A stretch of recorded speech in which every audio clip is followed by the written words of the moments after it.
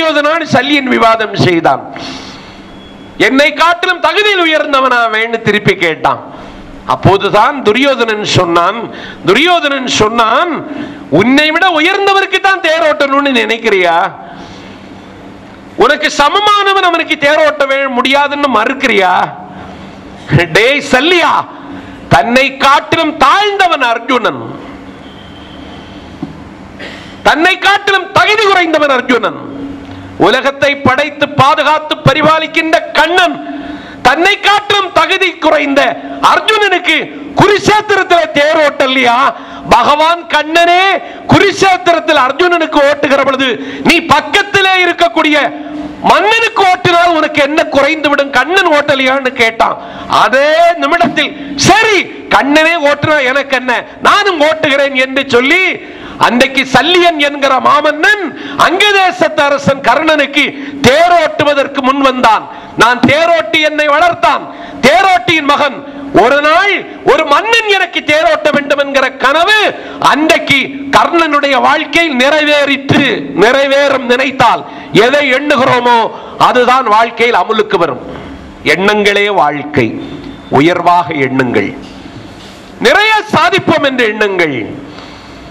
இந்த மண்ணை பொன்னாக்குவதற்கும் இந்த மண்ணை புனருத்தாரணம் செய்வதற்கும் வழி தெரியாமல், வாழ்க்கையின் சுவை தெரியாமல் வஞ்சிக்கப்பட்டு கிடக்கக்கூடிய மக்களின் வாழ்க்கையில் ஒளியேற்றுவதன் மூலம் என்னுடைய வாழ்க்கையிலும் ஒரு ஏற்றம் இருக்கிறது என்கிற நம்பிக்கையோடு இருக்கிற ஒரே பணி ஆயுள் காப்பீட்டு கழகத்தினுடைய முகவர் பணிதான் என்று மத்தளம் கொட்டி வரி சங்கம் நின்றூதி நாஞ்சில் சம்பத்து எந்த மன்றத்திலும் சொல்ல முடியும்.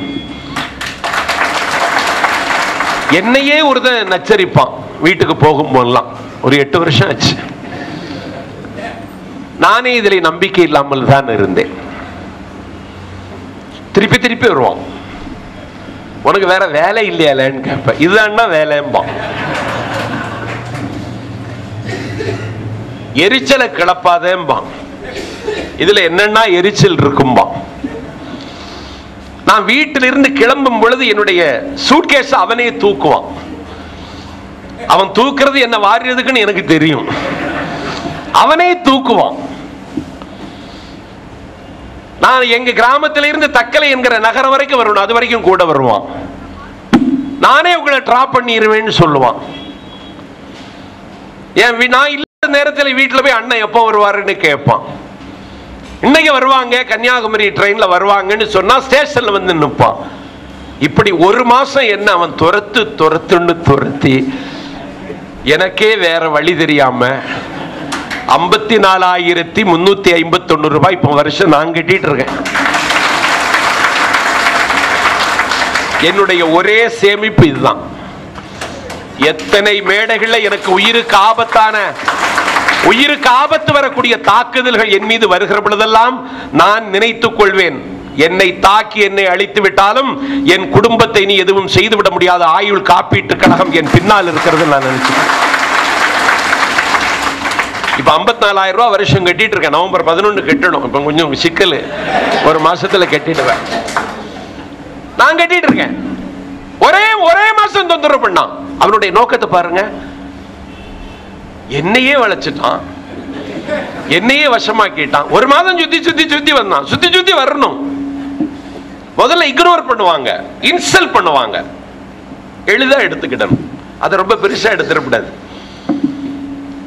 ஓட்டு கேட்க போகும் அரசியல்வாதிகளை எவ்வளவு இன்சல்ட் பண்ணான். ஏதாவது கவலைப்படுறானா?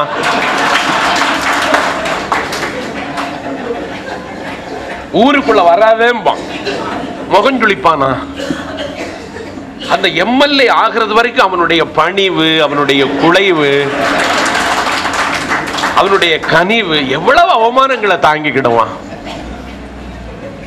அவன் பெற்ற தாய பேர் சொல்லி மோசமா சொல்லி கூப்பிட்டாலும், என்ன தாய் நீ சொன்னா நான் கேட்க மாட்டேனான்றான். எதை பற்றியும் கவலைப்பட மாட்டான். இதுல வரும் இந்த ஃபீல்டு. அப்படிப்பட்ட ஃபீல்டு எல்லாருக்கும் இதுல இன்ட்ரெஸ்ட் வராது. ஏன்னா இது ஒரு கந்துவட்டி உலகம், இது ஒரு விழிப்புணர்ச்சி இல்லாத உலகம். 21ஆம் நூற்றாண்டின் வைகரையில் இருக்கிறோமே தவிர நமக்கு இன்னும் விழிப்புணர்ச்சி வரல.